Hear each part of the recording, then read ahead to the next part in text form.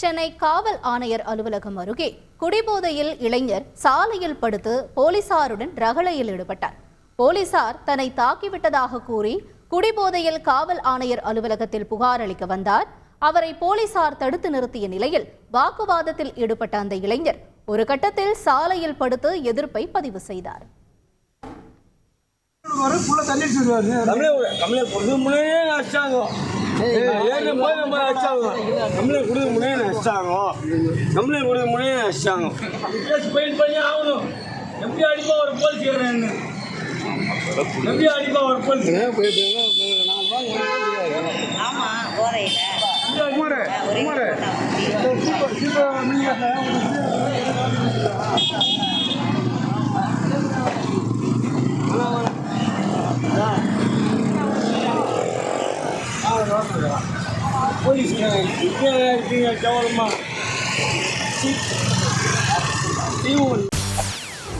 செய்திகளை உடனுக்குடன் தெரிந்து கொள்ள உடனே சப்ஸ்கிரைப் பண்ணுங்க.